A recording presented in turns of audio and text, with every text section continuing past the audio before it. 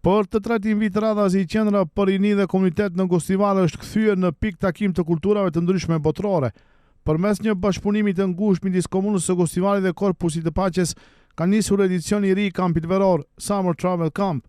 Ky aktivitet mbledh nxënësit e klasave të 4-ta, të 5-ta dhe të 6-ta të shkollave fillore, duke u ofruar atyre një dritare unike për të njohur botën. Kryetari i komunës së Gostivarit, Valbon Limani, u shpreh i kënaqur me ecurinë e këtij projekti, duke falendëruar edhe arsimtarët që janë pjesë e organizimit. Viti 3 radhazi, një bashkëpunim i shkëlqyer me Peace Corpsin, me të cilën organizohet ky Summer Travel Camp, ku nxënësit e shkollave fillore njoftohen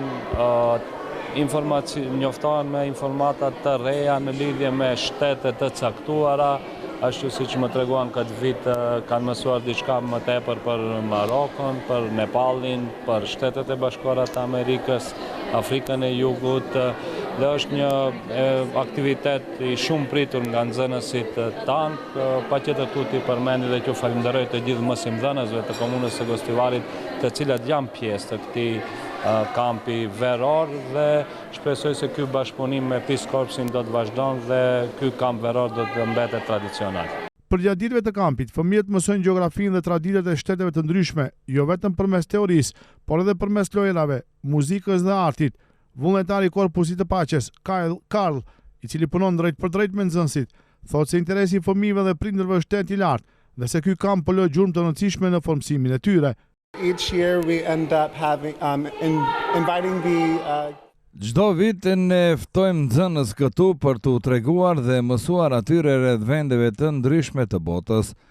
Më parë kemi folur për Ballkanin, ndërsa këtë vit po prezantojmë vende të ndryshme ku kanë jetuar vullnetarë të tjerë të Korpusit të Paqes. Sa u përket aktiviteteve ditore, ne u shfaqim atyre prezantime mbi fakte të ndryshme, kulturën, ushqimet, tradita, kërcimet lokale, si dhe realizojmë punime artizanale tradicionale që janë popullore në ato vende, pa haruar edhe sportet lokale.